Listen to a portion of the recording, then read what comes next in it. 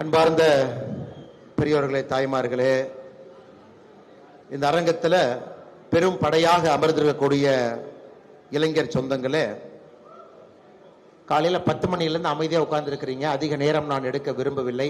10 நிமிடம் போதும். பசி மயக்கம், பசி வர்ற நேரம். ஞாயிற்றுக்கிழமை ஒரே ஒரு நாள் மட்டும்தான் ஓய்வு. அன்னைக்குன்னு பார்த்து பிடிச்சி கூட்டிகிட்டு வந்து உட்கார வச்சு, இன்னைக்கு தான் ஃபவுண்டேஷன் ஆரம்பிப்பேன், திங்கக்கிழமை ஆரம்பிச்சிருக்கலாம், செவ்வாய்க்கிழமை ஆரம்பிச்சிருக்கலாம், ஞாயிற்றுக்கிழமை ஆரம்பிச்சிட்டாங்களே அப்படின்னு நினைக்கக்கூடியவங்களும் கூட இருக்கலாம். அன்பு சொந்தங்களே, ஒரு வேள்வியாக இந்த அறக்கட்டளைய பாரத் நேதாஜி ஃபவுண்டேஷன், பாரத் நேதாஜி அறக்கட்டளைய இன்னைக்கு திருப்பூரில் எல்லோரும் இணைந்து இதை ஆரம்பித்திருக்கின்றோம். மேடையில் அற்புதமான மனிதர்கள் 4 பேர் அமர்ந்திருக்கின்றார்கள். ஆம்ஸ்டாங் பழனிசாமி ஐயா அவர்களுக்கு அறிமுகமே தேவையில்லை. திருப்பூரை சார்ந்த ஒரு தொழிலதிபர், தேசியத்தின் பக்கம் எப்பவும் நிற்கக்கூடிய ஒரு மனிதர். இன்னைக்கும் நேதாஜி சுபாஷ் சந்திர போஸ் அவர்கள் பேரில் அறக்கட்டளை என்று சொன்னவுடன் முதலா வந்து நிற்கிறாங்க. ஐயா அவர்களுக்கு என்னுடைய வாழ்த்துக்களை, வணக்கங்களை தெரிவித்துக் கொள்கின்றேன். நேற்று சாயங்காலம் 6 மணிக்கு நானும் மேஜர் மதன் அவர்களும் நாமக்கல் மாவட்டத்தில் கிட்டத்தட்ட கொல்லிமலைக்கு அடிவாரத்தில் ஒரு சிறிய கிராமம் சேந்தமங்கலத்தில் 2 பேர் 6 மணிக்கு இருந்தோம். இன்னைக்கு அடுத்த நாள் இங்கே திருப்பூரில் சந்திப்பதற்கு ஒரு பெரிய வாய்ப்பு. மேஜர் மதன் அவர்கள் தன்னுடைய பணியெல்லாம் செய்து முடித்துவிட்டு இன்னைக்கு ஆர்மி ஆஃபீஸர் வித்தவுட் யூனிஃபார்மாக பணி செய்து கொண்டிருக்கின்றார்கள். அதாவது ஒரு கலர் ட்ரெஸ் போட்டுட்டு ஒரு ஆர்மியில் அந்த ஆஃபீஸர் என்ன வேலை செய்வாங்களோ அதே போல நிறைய பேசுறாங்க, நிறைய விஷயத்தை நமக்கு சொல்றாங்க, நிறைய விஷயத்தை நமக்கு புரிய வைக்கிறாங்க. குறிப்பாக இந்த ஆபரேஷன் சிந்தூர் அது நடந்த பொழுது மேஜர் மதன் அவர்களுடைய பணி அளப்பரிய ஒரு பணி. அவ்வளவு விஷயங்கள் செஞ்சாங்க, பேசிக்கிட்டே இருந்தாங்க, யூடியூப்ல பேசிக்கிட்டே இருந்தாங்க, ரியல் டைம் நமக்கு என்ன நடக்குதுன்னு சொல்லிக்கிட்டு இருந்தாங்க.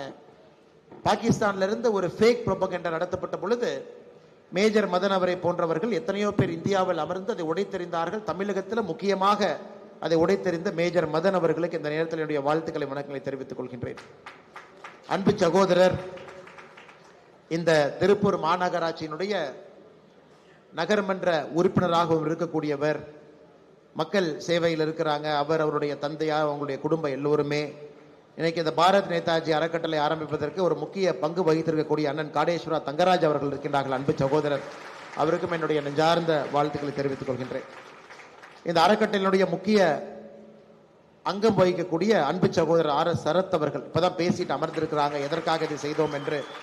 அவர்களுக்கும், அன்பு சகோதரர் அருண்குமார் அவர்களுக்கும், ஜெகதீஸ்வரன் அவர்களுக்கும் என்னுடைய நெஞ்சார்ந்த வாழ்த்துக்களை, வணக்கங்களை தெரிவித்துக் கொள்கின்றேன்.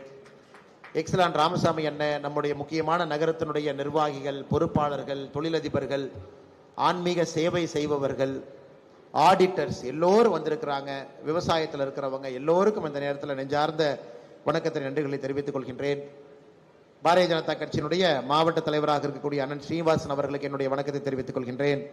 முன்னாள் மாவட்ட தலைவர்கள் அண்ணன் செந்தில்வேல் அவர்கள், அண்ணன் சின்னசாமி அவர்களுக்கும் என்னுடைய வணக்கத்தை, வாழ்த்துக்களை தெரிவித்துக் கொள்கின்றேன். சொந்தங்களே, உங்கள்கிட்ட சொன்ன மாதிரி 10 நிமிஷம் மட்டும் பேசுறேங்க. சின்னதாக ஒரு 2 கருத்துக்களை உங்களிடம் பேச வேண்டும் என்பது என்னுடைய ஆசை. மேஜர் மதன் அவங்க எல்லாமே பேசியிருக்கிறாங்க, நிறைய கருத்துக்கள் உங்க முன்னாடி வச்சிருக்கிறாங்க. நேதாஜி சுபாஷ் சந்திர போஸ் அவர்களை போன்ற ஒரு தலைவர் உண்மையால் இந்தியாவில் இல்லை. அவருடைய காலகட்டத்தில் ஒரு பெரிய அநீதி அவருக்கு என்ன நடந்துச்சுன்னாங்க ஐயா, சுதந்திரத்திற்கு பிறகு காங்கிரசினுடைய ஆட்சி அமைந்த பிறகு இந்த NCERT புத்தகம் எல்லாமே ஆளுகின்ற கட்சியினுடைய கையில் இருந்துச்சு, ஆட்சியில் இருந்துச்சு. நேதாஜி சுபாஷ் சந்திர போஸ் அவருடைய வரலாற்றை எல்லாம் இருட்டடிப்பு செய்து ஒரு இருண்ட சரித்திரமாக 1952க்கு பிறகு நேதாஜி அவர்களுடைய வாழ்க்கை முழுவதுமாக இருட்டடிப்பு செஞ்சுட்டாங்க. இன்னைக்கு இளைஞர்களுக்கு நேதாஜியை பற்றி பேச வேண்டிய கட்டாயம் நமக்கு இருக்கு. காந்தியை பற்றி பேசுறது ரொம்ப எளிதுங்க ஐயா. ஏன்னா அந்த நாட்டினுடைய அரசியல், நாட்டினுடைய சரித்திரம் எழுதப்பட்ட விதம் 99% காந்தி அவர்களை சார்ந்து இருக்கு. இன்னைக்கு காந்தி அவருடைய சரித்திரம் எந்த அளவுக்கு தெளிவா இருக்குன்னா, எந்த ட்ரெயின் நம்பர்ல எந்த தேதியில பீட்டர் மேரிட்ஸ்பர்க்ல சவுத் ஆப்பிரிக்கால இறக்கி விட்டாங்க, அவர் எந்த ரூபா டிக்கெட் எடுத்தாரு, இறக்கி விட்ட டிக்கெட் கலெக்டர் பேர் என்ன, அந்த அளவுக்கு சரித்திரத்தில் பதிவாயிருக்கு. ஆனா நேதாஜி சுபாஷ் சந்திர போஸ் ஐயா அவருடைய சரித்திரம் அதெல்லாம் எதுவுமே நமக்கு தெரியாது, அந்த அளவுக்கு பதிவு செய்யப்படவில்லை. சில புத்தகங்களை படித்தா தான் நமக்கு தெரியும். நேதாஜி சுபாஷ் சந்திர போஸ் அவர்களை பொறுத்தவரை விவேகானந்தா அவர்களை, சாமி விவேகானந்தா அவர்களை தன்னுடைய குருவாக ஏற்றுக்கொண்டு அவரை போல் இருக்க வேண்டும் என்று ஒரு பெரிய வைராகிய வாழ்க்கை வாழ்ந்தவர். 2 கல்லூரியில் படித்தார். பிரசிடென்சி கல்லூரி 1913 சேர்ந்தாருங்க. கல்லூரியிலிருந்து தேசியத்தை பேசுகின்றார் என்கின்ற ஒரே காரணத்துக்காக பிரசிடென்சி கல்லூரியிலிருந்து வெளியே அனுப்பிட்டாங்க. அதன் பிறகு 1919 ஸ்காட்டிஷ் சர்ச் காலேஜில் சேர்ந்தார். ஏன்னா அங்கிருந்து வெளியே அனுப்பிச்சனால இந்த கல்லூரியில் பிலாசபியில் தன்னுடைய பட்டப்படிப்பை முடித்தார். அவர் பிறந்தது 1897. இப்போதான் நூற்றாண்டு விழாவை திருப்பூரில் விமரிசையா எக்ஸலன் ராமசாமி அண்ணா அவங்க பள்ளிக்கூடத்தில் கொண்டாடி இருக்கின்றார்கள். நான் சொல்வது கிட்டத்தட்ட 28 ஆண்டுகளுக்கு முன்பு 1997. இந்த மனிதன் தன்னுடைய 16 வயசுல தேசியத்தை பேசினார் என்பதற்காக பிரசிடென்சி கல்லூரியிலிருந்து வெளியே அனுப்பப்பட்டவர். 1922 வரை சிவில் சர்வீஸ் பரீட்சை இங்கிலாந்து போய் தாங்க எழுதணும், இந்தியாவில் எழுத முடியாது. ஆங்கிலேயர்கள் தெளிவாக இருந்தாங்க, யார்கிட்ட பணம் இருக்கு, யார் பணக்காரருடைய குழந்தை, யாருக்கு கிரீக் லாட்டின் போன்ற மொழிகள் தெரிந்திருக்கிறது, நீங்க கப்பல் பிடிச்சு இங்கிலாந்துக்கு வந்து ஆக்ஸ்போர்ட் பல்கலைக்கழகம், இன்னைக்கு ஆக்ஸ்போர்ட் பல்கலைக்கழகம் எங்க இருக்கோ அந்த அரங்கத்துக்குள்ள அந்த ஊர்ல ஒரு தனி பில்டிங்ல தான் எக்ஸாமே நடக்கும், ஐசிஎஸ். அப்ப நீங்க பாத்தீங்கன்னா 1864 இருந்து 1915 வரை கிட்டத்தட்ட 51 ஆண்டுகள்ல 63 பேர் தான் இந்தியாவிலிருந்து ஐசிஎஸ் எக்ஸாமே பாஸ் பண்றாங்க. 51 ஆண்டுகள்ல 63 பேர். நேதாஜி சுபாஷ் சந்திர போஸ் அவர்கள் 1920 இங்கிலாந்துக்கு பயணம் செய்து ஐசிஎஸ் எக்ஸாம் எழுதுறாங்க. அந்த எக்ஸாம்ல 4வது இடத்துல வர்றாங்க. ஓவரால் 4th ரேங்க், ஒரு பெரிய ரேங்க். திரும்ப இந்தியாவில் வந்து அவர் ஒரு கலெக்டராக எங்க நியமிச்சிருப்பாங்க. சுதந்திரம் கிடைத்த பொழுது நேதாஜி சுபாஷ் சந்திர போஸ் அவர்கள் ஐசிஎஸ் பணியில் இருந்திருந்தாங்கன்னா ஒரு 25 ஆண்டுகள் வெள்ளைக்காரர்களுக்கு பணி செய்து ஒரு பெரிய மனிதராக வாழ்க்கை சுகத்தோடு ஒரு நல்ல ஒரு பொசிஷன்ல நேதாஜி சுபாஷ் சந்திர போஸ் அவங்க ரிட்டையர் ஆயிருப்பார். ஆனா இந்த மனிதன் 1920 ஐசிஎஸ் பாஸ் பண்றாரு. ஐசிஎஸ் பாஸ் பண்ண பிறகு யோசிக்கிறாரு, நாம அதை எடுக்கணுமா வேண்டாமா, கண்டினியூ பண்ணுமா வேண்டாமா. அந்த ட்ரைனிங் கூட ஒரு போலிங்க 21 எனக்கு எதுவும் வேண்டாம் என்று இந்தியாவுடைய சுதந்திரத்திற்காக நேரிலே வந்து களத்தில் இறங்கி போராட ஆரம்பிச்சிட்டார். ஸோ அவருக்கு வயசு பாருங்க, அப்ப 24. ஐசிஎஸ் பாஸ் பண்ணும்போது அவருடைய வயது 23. இப்ப நம்ம வயசுல நீங்க யோசிச்சு பாருங்க, நம்ம என்ன ஏஜ்ல இருக்கோம் அப்படி. 24 வயசுல எனக்கு ஐசிஎஸ்ஏ வேண்டாம் என்று சொல்லிவிட்டு சுதந்திர போராட்டத்திற்காக களத்தில் இறங்கி போராட ஆரம்பிச்சார். அதன் பிறகு 1924-5 இந்தியன் நேஷனல் காங்கிரஸ்ல சேர்ந்தாங்க. காங்கிரசினுடைய அகில இந்திய பொதுச் செயலராக 1927. 1930 கால்கட்டாவினுடைய மேயராக, அப்பவே கால்கட்டாவினுடைய மேயராக 1930 பொறுப்பேற்றாங்க. 1921 41 வரை 20 ஆண்டுகள்ல முழுமையாக 6 ஆண்டுகள் சிறையில கழிச்சார். முழுமையாக அந்த 20 ஆண்டுகள் மக்கள் பணியில 6 ஆண்டுகள் நேதாஜி சுபாஷ் சந்திர போஸ் அவர்கள் சிறையில் இருந்திருக்கிறாங்க. 6 ஆண்டுகள் நிறைய பேருக்கு தெரியாது. ஏன்னா இன்னைக்கு சிறைக்கு சும்மா போனவங்க, மெரினா பீச்சில் தலைக்கு ஒரு ஏசி காலுக்கு ஒரு ஏசி வச்சு உண்ணாவிரதம் இருந்தவங்க, 1000 தென்னைமரம் வச்சிருந்தாங்க, 10 தென்னைமரத்தை மட்டும் வெட்டி எரிஞ்சிட்டு கள்ளுக்கடை போராட்டம் நடத்துறோம்னு சொன்னவங்க, 1000 பேர் கோயில் எல்லாம் திறந்த பிறகு அதன் பிறகு 10 ஆண்டுகள் கழித்து கோயிலை திறந்தவர்கள், இவங்கெல்லாம் இன்னைக்கு தலைவர்களாக சரித்திரத்தில் நம்முடைய புத்தகத்தில் பக்கம் பக்கமாக கொண்டாடி கொண்டிருக்கின்றோம். ஆனா இந்த மனிதனுடைய வயசை வச்சு பாருங்க, எந்த வயசுல பிறந்தாரு, எந்த வயசுல கல்லூரியிலிருந்து தூக்கி எறியப்பட்டார், எந்த வயசுல ஐசிஎஸ் அதிகாரியாக பணி நியமனம் கிடைத்தது, எந்த வயசுல வேண்டான்னு சொன்னாரு, எந்த வயசுல ஒரு அரசியல் கட்சியில ஜாயின் பண்றாரு, 20 ஆண்டுகள்ல 6 ஆண்டுகள் சிறையில் இருந்திருக்காங்க. இதையெல்லாம் தாண்டி இன்னும் யோசிச்சு பாருங்க ஐயா, 2 முறை காங்கிரஸ் கட்சியினுடைய அகில இந்திய தலைவராக இருந்திருக்கின்றார்கள். 2 முறை 1938, 1939 மறுபடியும் தேர்ந்தெடுக்கப்படுகின்றார். அவருக்கும் மகாத்மா காந்தி அவர்களுக்கும் இருந்த கருத்து வேறுபாடுனால அது வேண்டாம் என்று சொல்லிவிட்டு வெளியே வந்து ஃபார்வர்டு பிளாக் கட்சி ஆரம்பித்தார். தமிழகத்திற்கும் ஃபார்வர்டு பிளாக் கட்சிக்கும் ஒரு மிகப்பெரிய ஒரு நெருக்கம் இருக்கு, மிகப்பெரிய நெருக்கம். இன்னைக்கு சவுத் தமிழ்நாடு போனீங்கன்னா தெய்வ திருமகன் பசும்பொன் முத்துராமலிங்க தேவர் ஐயாவில் ஆரம்பித்து அதன் பிறகு மூக்கைய தேவர் அவர்கள் பாராளுமன்றத்தில் அவங்களுடைய பேச்செல்லாம் நீங்க பார்க்கணும். ஃபார்வர்ட் பிளாக் கட்சிக்கு தமிழகத்தில் கிடைத்த பாராளுமன்ற உறுப்பினர்கள், சட்டமன்ற உறுப்பினர்கள் அந்த காலகட்டத்தில் போராடியவர்கள், அது எல்லாம் கூட இளைஞர்கள் சரித்திரத்தினுடைய பக்கத்தை எடுத்து படிச்சு பார்க்கணும். ஃபார்வர்ட் பிளாக் கட்சியின் சார்பாக தமிழகத்தில் அரசியலில் யாரெல்லாம் இருந்தாங்க, எப்படிப்பட்ட மனிதர்களாக வாழ்ந்தார்கள் என்பதெல்லாம் நீங்க பார்க்கணும். அதன் பிறகு உங்களுக்கு தெரியும், நேதாஜி சுபாஷ் சந்திரபோஸ் அவர்களை பொறுத்தவரை அமைதி மார்க்கம் ஒரு பக்கம், அதிரடி மார்க்கம் ஒரு பக்கம். அதிரடி மார்க்கத்தை கையில் எடுத்தார். விரைவில் இந்தியாவுக்கு சுதந்திரம் கிடைக்கணும், பேசிக்கிட்டே இருக்கிறாங்க, கொடுக்கவே மாட்டாங்க, காலம் தாழ்த்துறாங்க. அப்பவே சிங்கப்பூர்ல ஆசாதி கவர்மெண்ட், இந்தியாவினுடைய அதிகாரப்பூர்வமான அரசு சிங்கப்பூர்ல நிறுவி இந்தியாவினுடைய பிரதமராக சிங்கப்பூர்ல ஆசாதி கவர்மெண்ட்டுக்கு பணி செய்ததும் கூட நேதாஜி சுபாஷ் சந்திரபோஸ் அவர்களுடைய சரித்திரத்தில் மிக முக்கியமான ஒரு நிகழ்வு. ஜப்பான், ஜெர்மனி அலைடு ஆக்சிஸ் இரண்டு பிரிவுகளாக இரண்டாம் உலகப் போர் இருந்த பொழுது ஜப்பான் ஜெர்மனியின் பக்கம் போனாங்க. அதையெல்லாம் செய்து சண்டை போட்டு கடைசியில் எப்படி இறந்தாங்க தெரியாது, நமக்கு அந்த சரித்திரம் தெரியாது. அந்த ரெக்கார்டை பிரிசர்வ் பண்ணி வச்சிருக்கிறாங்க. நேதாஜி அவர்களுடைய ஆஸ்தி எங்க இருக்கு தெரியாது. ஜப்பான்ல, ஜெர்மனியில நேதாஜி அவர்கள் போன இடத்தையெல்லாம், எத்தனையோ தலைவர்கள் வாழ்ந்த இடத்தையெல்லாம் விலை கொடுத்து வாங்குறோம். ஆனால் நேதாஜி சுபாஷ் சந்திரபோஸ் அவர்கள் வாழ்ந்த இடத்தையெல்லாம் விலை கொடுத்து வாங்கி மக்களுக்கு அதை ஒரு சரித்திரமாக சொல்லி இருக்கின்றோமா? அதெல்லாம் கிடையாது. அதனால் நிச்சயமாக இந்த அறக்கட்டளையை பொறுத்தவரை ஒரு பக்கம் நேதாஜி சுபாஷ் சந்திரபோஸ் அவருடைய பெருமையெல்லாம் பேசுவதற்கு ஒரு வாய்ப்பு, இளைய தலைமுறைக்கு நேதாஜி சுபாஷ் சந்திரபோஸ் அவர்களை பற்றி சொல்வதற்கு ஒரு வாய்ப்பு, அவரை பற்றி புரிந்து கொள்வதற்கு உங்களுக்கும் ஒரு வாய்ப்பு.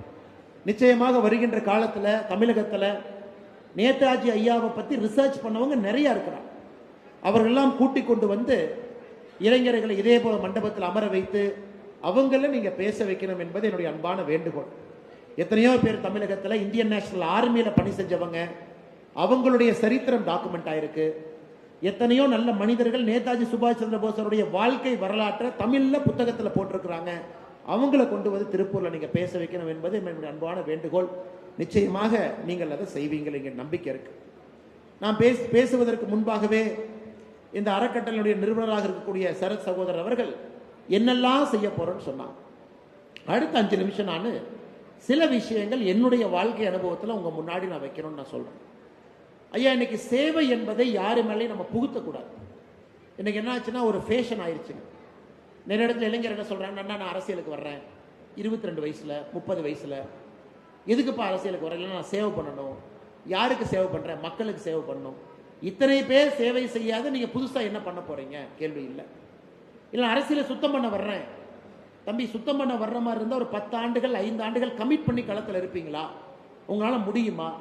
உங்களுக்கு குடும்பம் இருக்கு, ஒரு பொருள் சம்பாதிக்கணும், பொருள் ஈட்டக்கூடிய வயது இது, ஒரு பிசினஸ் ஆரம்பிச்சு நல்லா சம்பாதிக்கலாம். நீங்க அதையெல்லாம் முடிச்சுட்டு 40 வயசுல நீங்க அரசியலுக்கு வரலாமே. நான் நிறைய பேருக்கு இந்த கேள்வி கேட்பது உண்டு. சுதந்திர போராட்டத்தின் போது 10 வயசுல 5 வயசுல அரசியலுக்கு வந்தாங்கன்னா வேற. இந்தியாவை பொறுத்தவரை ஒரு வளர்கின்ற நாடு, வேகமாக வளர்ந்து கொண்டிருக்கின்றோம். $4 டிரில்லியன் பொருளாதாரத்தில் இருக்கும், மிக வேகமான வளர்ச்சி. இந்தியாவை பொறுத்தவரை ஜனநாயகம் இருக்கு, எல்லாமே ஓட்டு போடுறோம், ஓட்டு போட்டு தலைவரை தேர்ந்தெடுக்கிறோம், யாரும் வாக்குப்பெட்டியை கைப்பற்றவில்லை. ஆனால் இன்னைக்கு இருக்கக்கூடிய இளைஞர்களுக்கு ஒரு தெளிவு தேவை என்பது என்னுடைய அன்பான வேண்டுகோள். ஒரு தெளிவு, என்ன பாதையில் அவங்க போகணும், அதற்காக நேரத்தை எவ்வளவு கொடுக்கணும், எந்த வயசுல அந்த பாதையை தேர்ந்தெடுக்கணும், தொழில் முக்கியமா, சம்பாதனை முக்கியமா, குடும்பம் முக்கியமா, சேவை முக்கியமா, இல்லை இந்த 4ம் முக்கியமா? ஒரே நேரத்தில் 4ஐயும் செய்ய முடியுமா? நான் தொழிலும் செய்வேன், குடும்பத்தையும் பார்த்துக்குவேன், சமுதாயத்திலையும் நான் நிம்மதியாக இருப்பேன், அதே நேரத்தில் என்னுடைய சிறிய நேரத்தை இது போன்ற அறக்கட்டளை கொடுப்பேன். இப்ப அரசியல் கட்சிகள் இன்னைக்கு பெரும்பாலுமே உங்களுடைய நேரத்தை முழுமையாக அரசியல் கட்சிகள் எதிர்பார்க்கிறாங்க. முழுமையா நீங்க பணி செய்யணும், அவைலபிளா இருக்கணும். நம்முடைய மாவட்ட தலைவர்களை எந்த வேலையும் செய்ய முடியாது. காலையிலிருந்து இரவு வரை கட்சியை சார்ந்துதான் அவங்க இருக்கணும். யாராவது தலைவர்கள் வருவார்கள், அவங்களுக்கு பூத் கமிட்டி வேலை இருக்கும், அவங்க போராட்டம் ஆர்ப்பாட்டம் அரசுக்கு எதிராக பண்ணுவாங்க. இன்னைக்கு முழு நேர அரசியல்வாதிகளாக நாம் மாற ஆரம்பித்த பிறகுதான் தமிழகத்தில் தவறுகள் நடக்க ஆரம்பித்திருக்கிறது.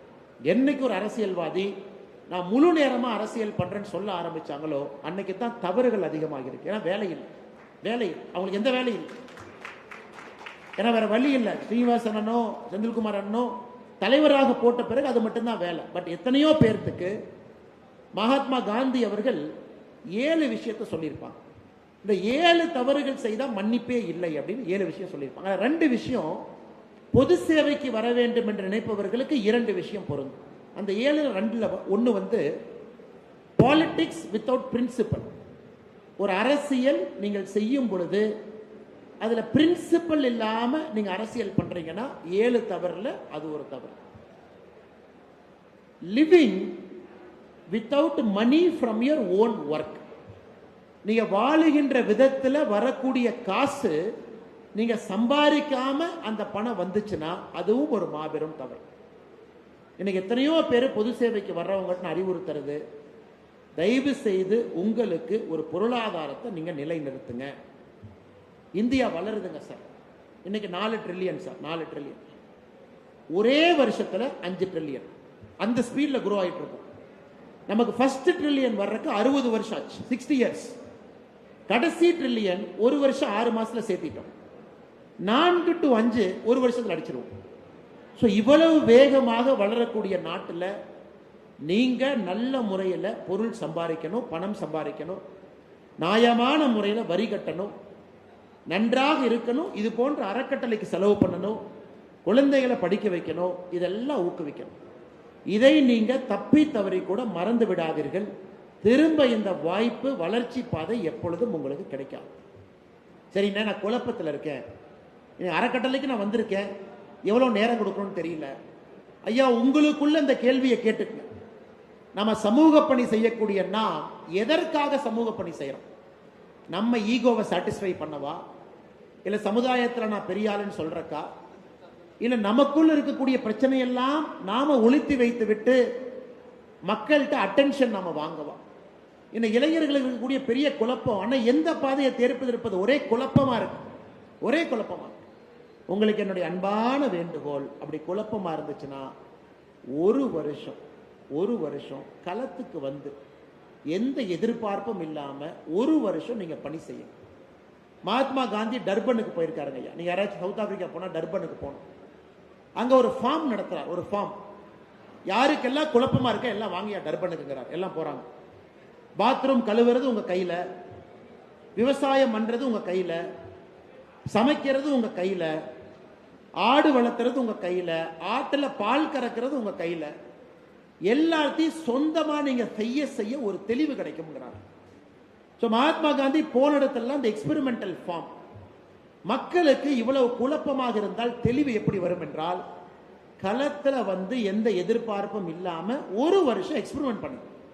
இன்னைக்கு இருக்கக்கூடிய இளைஞர்கள் 23, 24 நான் ஒரு வருஷம் பிரேக் அடிக்கிறவங்க எங்கிட்ட பணம் இல்லைன்னு நினைச்சீங்கன்னா, ஒரு சனிக்கிழமையும் ஒரு ஞாயிற்றுக்கிழமையும் ஒரு கிராமத்துக்கு போங்க. ஒரு சனிக்கிழமையும் ஒரு ஞாயிற்றுக்கிழமையும் எந்த எதிர்பார்ப்பும் இல்லாம ஒரு அநாத ஆசிரமத்துக்கு போங்க. ஒரு சனிக்கிழமையும் ஒரு ஞாயிற்றுக்கிழமை எந்த எதிர்பார்ப்பும் இல்லாம ஒரு விவசாய தோட்டத்துல கூலி வேலைக்கு நாச்சி போங்க. நீங்க பெரிய ஆளா இருக்கலாம், நீங்க திருப்பூர்ல பட்டன் மாஸ்டர் 50,000 ரூபாய் சம்பாதிக்கிற இருக்கலாம், நான் கட்டிங் மாஸ்டர் சம்பாதிக்கலாம் இருக்கலாம். ஆனா ஒரு 2 நாள் உங்களுக்காக இயற்கையோடு மக்களோடு எதிர்பார்ப்பு இல்லாம நீங்க ஒரு வருஷம் வேலை செய்யுங்க சார். 1 இயர். எனக்கு அந்த குழப்பம் வந்த பொழுது 2007 என்னோட இன்ஜினியரிங் நான் முடிச்சேங்க ஐயா. இன்ஜினியரிங் முடித்த பிறகு வேலை கிடைச்சிச்சு. காலேஜில் வேலை கொடுத்தாங்க. பிளேஸ்மெண்ட்ல முதல் நாள் வேலை வாங்கிட்டேன். டாடா கன்சல்டன்சி சர்வீஸ்ல இன்ஜினியர். நான் சில பேருக்கு சொன்னேன், நான் டிசிஎஸ்ல போய் என்ன பண்ண போறேன்னு எனக்கு தெரியல. ஜாப் ஆஃபர் இருக்கு, வேலை கொடுத்துட்டாங்க, 100% பிளேஸ்மெண்ட் ஆயிடுச்சு. எங்க அப்பாவை கூப்பிட்டு சொன்னேன், அப்பா டிசிஎஸ்ல வேலை கொடுத்துருக்காங்க, ஆனா நான் வேலைக்கு போக மாட்டேன். எங்க அப்பா சொன்னாரு, நீ வேலைக்கு போகலாம், வீட்டு பக்கமே வந்துடாது, அங்கேயே இருந்துக்க. எந்த நடுத்தர குடும்பத்துல நீங்க அப்பாட்ட போன் பண்ணி நான் வேலை கிடைச்சிருக்கு வேலைக்கு போக மாட்டேன்னா யாரு ஏத்துக்குவாங்க? அப்ப ஒரே குழப்பம், என்ன செய்யறது? 23 வயதுல என்ன செய்யறதுன்னு புரியல எனக்கு. அந்த மாதிரி சில இளைஞர்கள் அமர்ந்திருக்கலாம். தொழில் ஆரம்பிக்கலாமா தெரியல, MBA போலாமா தெரியல, மக்களுக்கு சேவை பண்ண போலாமா தெரியல. அப்ப என்ன பண்ணுங்க, ஒரு வருஷம் எதையும் இல்லாம வேலை செய்வோம். சாப்பிட்ற பணம் வேணும். எங்க அப்பாட்ட போய் கேட்கிற அளவுக்கு எனக்கு துணிவில்லை, வேலைக்கும் போகல. அப்ப கோயம்புத்தூர்ல ஒரு MBA இன்ஸ்டியூட், அவங்க கிட்ட 8,000 ரூபாய் சம்பளத்துக்கு கவுன்சிலரா ரிசப்ஷனிஸ்டா ஜாயின் பண்ண 2008. ஸோ எனக்கு 8,000 ரூபாய் கொடுப்பாங்க. டெய்லி நான் 4 மணி நேரம் வேலை பார்ப்பேன். சாயந்தரம் 6 மணிக்கு போனா 10 மணி வரைக்கும் ஆஃபீஸ்ல இருக்கணும். யாராச்சும் MBA பத்தி பேசுறாங்கன்னா அவங்களை உட்கார வச்சு நான் பேசுவேன். 1 வருட காலம் 8,000 ரூபாய் சம்பளத்துல நம்ம வாழணும். அந்த 8,000 ரூபாய்க்கு ஊருக்கு போகக்கூடாது, அப்பாவை பார்க்கக்கூடாது. அந்த 8,000 ரூபாய்க்கு வாடகை கொடுக்கணும், 8,000 ரூபாய் பைக்குக்கு பெட்ரோல் போடணும், 8,000 ரூபாய்க்கு 3 வேளை சாப்பாடு சாப்பிடணும். அப்ப என்ன ஆச்சுனாங்க, 2வது மாசம் கோயம்புத்தூர்னுடைய ஒரு பெரிய எக்ஸ்பர்ட் ஆயிட்டேன். எந்த மெஸ்ல வியாழக்கிழமை சிக்கன் பிரியாணி போடுவாங்க, 35 ரூபாய்க்கு எந்த சிக்கன் பிரியாணியில 2 லெக் பீஸ் இருக்கும். ஒரு படத்துல செந்தில் சொல்லுவார், இதெல்லாம் இன்ஃபர்மேஷன் பாஸ், எந்த புளியோதரை எந்த கோயில்ல போடுவாங்க, எந்த சக்கரை பொங்கல் எந்த கோயில்ல போடுவாங்கன்னு ஒரு படத்துல பாத்தீங்கன்னா அந்த செந்தில் மாதிரி கொஞ்ச நாளைக்கு நான் இருந்தேன். ஏன்னா இருக்கிற பணத்தை கச்சிதமா செலவு பண்ணணும். எந்த மெஸ்ல ஃபுல் மீல் சாப்பிட்டா சாயந்தர சாப்பாடு தேவையில்லை, எந்த இதுல நைட்டு சாப்பிட்டா காலையில பிரேக்ஃபாஸ்ட் தேவையில்லை. நம்ம 8000 ரூபாய் மேனேஜ் பண்ணணும். அந்த ஒரு வருடம் என்னுடைய வாழ்க்கையினுடைய மிகச்சிறந்த வருடம். இன்னைக்கு எனக்கு 40 வயசு கையில், 23 வயசுல இருந்து 24 வயசு அந்த ஒரு வருஷம் எனக்கு கிடைச்சது. 2008 என்னோட வாழ்க்கையில மிக மிக மிக மிக முக்கியமான திருவண்ணாமலை கோயிலுக்கு போவாங்க ஐயா, எல்லா பௌர்ணமிக்கும் போவேன். 200 ரூபா பணம் கொடுத்து ஏதாச்சும் ஒரு ரூம்ல வாடகை கொடுப்பாங்க, ஒரு சாதாரண ஒரு பாய் இருக்கும், அதை போட்டு படுத்து தூங்கிக்குவேன். அதே திருவண்ணாமலைக்கு என்னைக்கு போனா கட்சிக்காரங்க வராங்க, அன்னை இங்க வாங்கினே, அன்னை விஐபி கியூல போலானே, அன்னை இந்த சிறப்பு தரிசனம் இருக்குன்னு முன்னாடி போய் நிக்கலாம். அதே திருவண்ணாமலையில எத்தனையோ கிரிவலம். இன்னைக்கு எனக்கு பிடிச்ச விஷயம், சாதாரண மனிதராக ஒரு பாயை போட்டு 200 ரூபா ரூம்ல கொடுத்தீங்கன்னா குளிச்சுட்டு சாப்பிட்டுட்டு சிவனை பார்த்துட்டு வந்தேன். எல்லா பௌர்ணமிக்கு தவறாம. என்னை உருவாக்கியது, என்னை செதுக்கியது அந்த 12 மாதங்கள். ஆனால் நீங்க அதை செய்யணுங்கிறது என்னுடைய அன்பான வேண்டுகோள். குழப்பத்துக்கு ஒரு விடை, இதுதான் நம்ம பாதை, எடுப்பு அடிப்போம். இன்னைக்கு எல்லாரும் குழப்பத்தில் இருக்கீங்க, உண்மையை சொல்ற குழப்பத்தில் இருக்கிறேன். சினிமா மோகம், மாயை, சமூக வலைத்தளம், எதை பார்த்தாலும் உடனே நமக்கு பணக்காரன் ஆகணும்னு தோணுது, எதை பார்த்தாலும் உடனே சாதிக்கணும்னு தோணுது. அட்டென்ஷன் எதிர்பார்க்கும். நான் இடத்துக்கு போனா அண்ணே வணக்கம் சொன்னா தான் நமக்கு ஒரு சந்தோஷம். வணக்கம் சொல்லலாம், ஏன் நம்மளை மதிக்கலையாட்டிருக்குன்னு இளைஞர்களுக்குள்ளேயே ஒரு கௌரவ குறைச்சல் வருது. அந்த ஈகோவை உடைக்கணும். நம்ம ஒண்ணும் இல்லை, நம்ம இறந்த பிறகு புழுக்களாக இந்த மண்ணில் போக போறோம், நம்மளை எல்லாம் மறந்துடுவாங்க. வாழ்ற வரைக்கும் தான் இந்த ஜிப்பா கிப்பாலாம் போட்டுக்கிட்டு இந்த பந்தாலாம் ஒரு 40 வருஷம் தான் அப்படிங்கிறது புரிஞ்சாதான் வாழ்க்கை நமக்கு ஆரம்பமாகும். அன்பு சொந்தங்கள், அதனால குறிப்பாக இந்த அறக்கட்டளை ஆரம்பிக்கின்ற இந்த நாளில் இளைஞர் பட்டாளத்துக்கு நீங்க உண்மையான சேவை செய்ய வேண்டும் என்று நினைத்தால் நீங்கள் யார் என்பதை நீங்கள் புரிந்து கொள்ள வேண்டும். நீங்க யாருன்னு எப்ப புரிஞ்சுக்குவீங்கன்னா, நீங்க இருக்கிற இடத்துல இருந்து நகர்ந்தால் மட்டும்தான் உங்களுக்கு தெரியும். ஏன்னா இருக்கிற இடம் எப்படி, நண்பர்கள் ஜாஸ்தி, மாப்பிள்ள வா போலாம், பைக் ஸ்டார்ட் பண்ணு, வா இங்க போலாம், இந்த ஹோட்டலுக்கு போலாம், இங்க போனா இந்த மெஸ்ல சாப்பிடலாம், வா மாப்பிள்ள இந்த படம் ரிலீஸ் ஆயிடுச்சு பார்க்கலாம். ஒரு தமிழ்நாட்டு இளைஞர்களை பொறுத்த வரைக்கும் என்ன, ஒரு ஹீரோவையும் அந்த படத்தை 100 கோடி ரூபாய் ஓட்டுறக்கா நாம இருக்கும். அவன் படம் ரிலீஸ் பண்ணோடனே 100 கோடி ரூபாய் அவன் படத்துல வசூல் பண்றதுக்கு இளைஞர்கள் நாம இருக்கமா? முதல் நாள் முதல் ஷோல 450 ரூபாய்க்கு டிக்கெட் வாங்கி, பாப்கார்ன் 300 ரூபாய்க்கு வாங்கி, காஃபியை 150 ரூபாய்க்கு குடிச்சு ஒரு படத்தை பார்த்து வெளியே வந்தீங்கன்னா 1000 ரூபாய் பாக்கெட்ல இருந்து ஆட்டை போட்டுறாங்க. நான் தெரியாம தான் கேட்கிறேன். இது நமக்கு இன்னைக்கு ஒரு சந்தோஷமா இருக்காப்பா. இன்ஸ்டாகிராம் திறந்தாவே நமக்கே ரொம்ப சங்கடமா இருக்கு. எந்த இட்லி சாப்பிட்டேன், எப்படி சாப்பிட்டேன், அந்த மூஞ்சி இப்படி வச்சு போட்டோ எடுக்கிறாங்க, இப்படி வச்சு போட்டோ எடுக்கிறாங்க, ஒரே மூஞ்சி தாங்க இருக்கு, ஒரே பேக்ரவுண்ட் தான் இருக்கு. எத்தனை விதத்துல அந்த போட்டோ எடுக்கிற நேரத்தை வேற எதுக்காச்சும் நம்ம பயன்படுத்தணும்னா எவ்வளவு சிறப்பாக நாம் வரலாம். இன்ஸ்டாகிராம்காரன் உங்க ஒரு அக்கௌண்ட்டுக்கு மாசம் அவன் $7 சம்பாதிக்கிறான். மானிட்டைசேஷன் வந்து $7. ஒரு இன்ஸ்டாகிராம் அக்கௌண்ட்டுக்கு $7, சாரி மாசம் இல்ல, வருஷத்துக்கு $7 Facebook மெட்டா சம்பாதிக்கிறான் உங்களை வச்சு. ஏன்னா நீங்க கஸ்டமர் இருந்தா தான் ஆடு புஷ் பண்ண முடியும். ஆடு புஷ் பண்ணா தான் மார்க்கெட்டிங்காரன் பணம் கொடுப்பான். மார்க்கெட்டிங்காரன் பணம் கொடுத்தா தான் மார்க் ஜக்கர்பர்க் பணக்காரனா இருப்பான், உலகத்துல 3ஆவதா இருப்பான். ஸோ அவன் மெட்டாவை வளர்த்துறதுக்காக நாம போட்டோ எடுத்து, நாம செல்ஃபி எடுத்து, விதவிதமா போஸ்ட் கொடுத்து, நமக்கு அவன் $7 அக்கௌண்ட்ல போட்டா கூட சந்தோஷம் தானே. டேய் தம்பி, என்னை வச்சு $7 வாங்கினேன், அவள் ஒரு $4 கொஞ்சம் அக்கௌண்ட்ல போட்டா ஒரு 2 பரோட்டா சாப்பிட்றதுனாச்சும் யூஸ் ஆகும். ஸோ அதுலயும் ஒரு பைசா பிரயோஜனம் இல்லை. சமூக வலைதளத்தை ₹1 1 பைசா நமக்கு பிரயோஜனம் கிடையாது. அதே போல வாழ்க்கையில இளைஞர்கள் இதை மிஸ் பண்ணிட்டீங்கன்னா திரும்ப கிடைக்காது ராஜா, கிடைக்காது. இந்த 10 வருஷம் விட்டுட்டீங்கன்னா முடிஞ்சு போச்சு. இந்த 20 to 30 நீங்க உங்களை செட் பண்ணி ஆகணும். அப்படியே கல்யாணம் ஆகும், அப்படியே குழந்தை வரும், அப்படியே ஸ்கூல் ஃபீஸ் கட்டணும். அப்புறம் குடும்பஸ்தன் படத்துல என்னுடைய அன்பண்ண நடிச்சார்ல, அந்த கதை தான் நமக்கும். என்னன்னா மாசம் பட்ஜெட்டை போட்டு கேபிள் பில்லை கட்டி, இவனுங்க விற்கிற விலைவாசிக்கு வாங்கி, கரண்ட்டை ஏத்துற இந்த கரண்ட் பில்லை கட்டி, எங்கன்னா வாங்குறது, பட்ஜெட் போட்டு தான் வாழணும். அதனால் சொந்தங்கள், இன்னைக்கு இந்த அறக்கட்டளையில சேவைன்னு வந்திருக்கவங்களுக்கு அன்பான வேண்டுகோள், சேவை செய்வதற்கு நீங்க தயாரா இருக்கீங்களா? இல்ல ஞாயிற்றுக்கிழமை லீவுன்னு பிடிச்சிட்டு வந்து உட்கார வச்சுட்டாங்களா? இது முதல் கேள்வி. இது எனக்கும் இந்த கேள்வி நான் கேட்கறேன். ஏன்னா ஹானஸ்டா பேசணும். ஏன்னா உங்களுடைய நேரத்தை நான் எடுத்துட்டு இருக்கேன். அண்ணே, நான் சேவை செய்ய தயாரா வந்துட்டேன்னா நேரத்தை கொடுங்க, மாற்றத்தை ஏற்படுத்துங்க. அண்ணே, நான் சேவை செய்யறதுக்காக வரல, கொஞ்சம் தான் வந்தனே, எனக்கு அண்ணனை தெரியும், வரலினா காடேஸ்வர சுப்பிரமணியன் அப்படியே தங்கராஜனை பார்ப்பாரு, அந்த பையன் எதுக்கு வரலின்னு கேட்பாரு, இந்த பையன் எதுக்கு முன்னாடி இருக்கலாம். அதனால நான் சனி ஞாயிறு மட்டும் கொடுக்குறேனே, சனி ஞாயிறு தயவு செஞ்சு கொடுங்க. ஆனால் இல்லைண்ணே நான் தெளிவாக இல்லை, ஒரு 6 மாதம் போய் எதுவுமே செய்யலை, நான் ஒரு அநாத ஆசிரமத்தை பார்க்குறேன், விவசாயம் பண்ணுறேன், எனக்கு புரிதல் வந்த பிறகு நான் களத்துக்கு வர்றேன், அதுவும் சந்தோஷம். ஆனால் இந்த நிகழ்ச்சி முடிச்சு வெளியே போகும்போது தெளிவோட போங்க அப்படிங்கிறதா என்னுடைய வேண்டுகோள். தெளிவோட போங்க. பணம் சம்பாதிக்கணுமா, தெளிவா சம்பாதி, தெளிவா சம்பாதி. 24 மணி நேரம் பணம் சம்பாதிக்கணுமா, சம்பாதிங்க சார், ஒரு தப்பும் கிடையாது. என்ன தப்பு? நாட்டுக்கு டாக்ஸ் கொடுக்குறீங்க, என்ன தப்பு அதுல? சேவை பண்ணாம உங்களுக்கு நீங்க சேவை பண்ணி இன்னைக்கு அம்பானி வருஷத்துக்கு 1,86,000 கோடி ரூபாய் டாக்ஸ் கொடுக்குறோம். நம்ம சும்மா டீ கடையில் உட்கார்ந்து ஒரு வடையை வாங்கிட்டு அம்பானி அதானி அவன் பேசுறோம். 1,86,000 கோடி போன ஆண்டு அவங்க டாக்ஸ் கட்டிருக்காங்க. 1,86,000 crore. இந்தியாவுடைய பட்ஜெட்ல 4% அம்பானியினுடைய காசு. தவறு இல்லை, நல்லா சம்பாதிங்க, நல்லா பணம் சம்பாதிங்க, டாக்ஸ் கட்டுங்க, மக்களுக்கு நல்ல ரோடு போடலாம், செய்யலாம். அதனால நம்ம யாரும் ஏமாத்த வேண்டாம், ஒளிவு மறைவான வாழ்க்கையை வாழ வேண்டாம், தெளிவா வாழும். இல்ல சேவை பண்ணுமா, முழுமையா இறங்கி அடிச்சு தூக்குங்க பார்த்தோம்.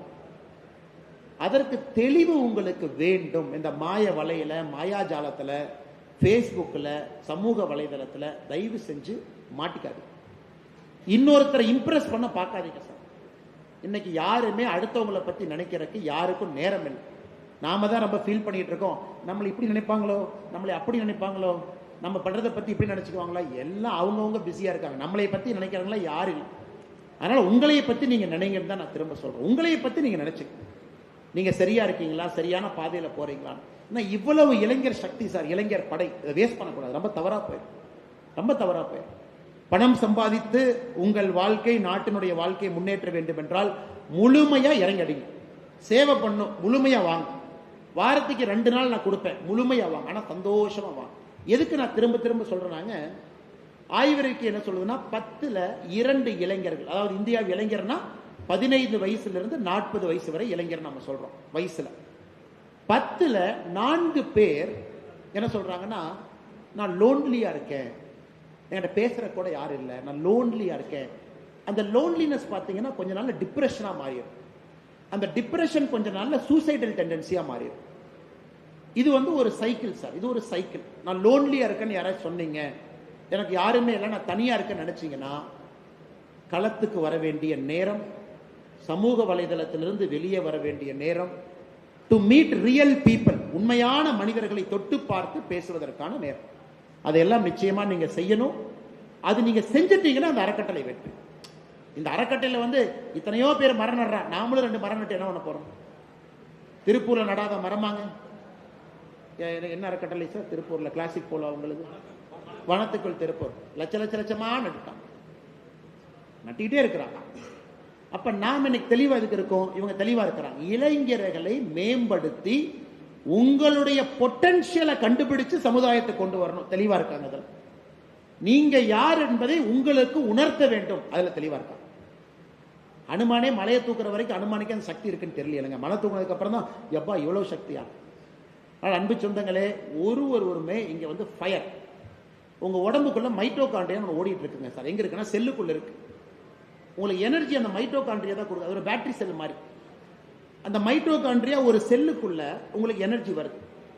உங்க உடம்புல 4 ட்ரில்லியன் மைட்டோகாண்ட்ரியா இருக்கு, 4 ட்ரில்லியன்.